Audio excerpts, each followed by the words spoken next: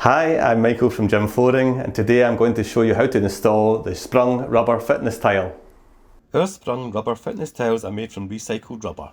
Rubber is flexible, therefore the tiles may differ in size slightly. This is normal, and when fitted correctly in the half brick style using the compression method, this variance will disappear. The first thing you need to do is measure and plan your space to determine how many tiles you need to order. In this garage, I'm going to lay a full tile down the centre of the room so the tiles look even in the space. As you can see from the diagram, this room is 6 square metres, but we would require 8 tiles to complete the floor correctly. You will need some good quality professional grade tools to fit the rubber tiles. Stanley blade. I recommend using a Stanley blade with a fixed non-retractable blade, as the blade is much steadier, thus making it easier and safer to cut the tiles.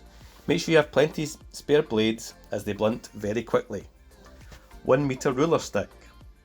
Chalk line.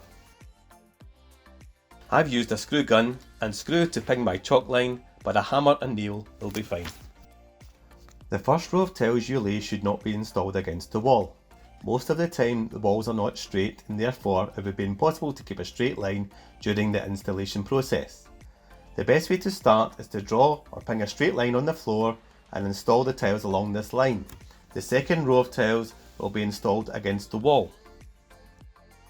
This room is 230 centimetres wide, therefore I'm going to ping my straight line 65 centimetres off the wall in order to achieve a full tile down the centre of the room. Now that I have a straight line, I can start to lay the tiles. Please bear in mind that black rubber will mark walls or furniture if they come into contact with them, so be careful when moving or fitting the tiles.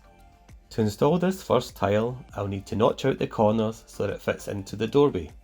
To do this, I place the tile on my straight line and mark the edges of the door frame. I then measure the distance into the centre of the doorway and mark on the tile accordingly.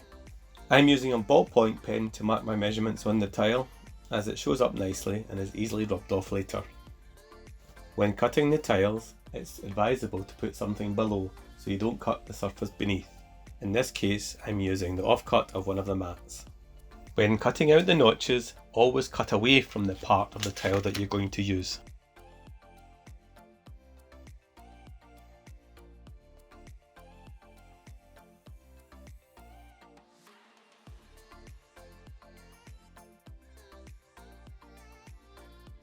When you fit your next tile, you may notice that the tiles don't sit flush.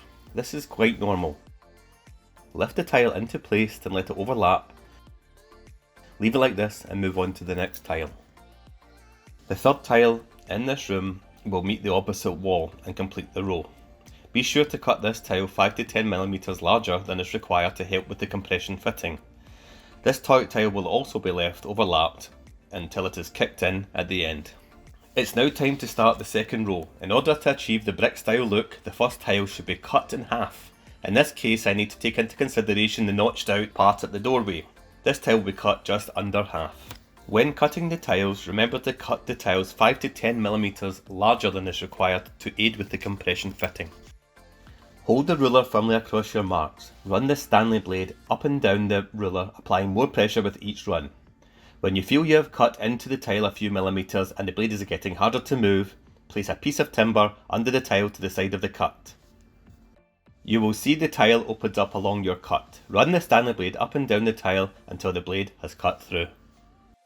Carry on with the rest of the tiles using the same method.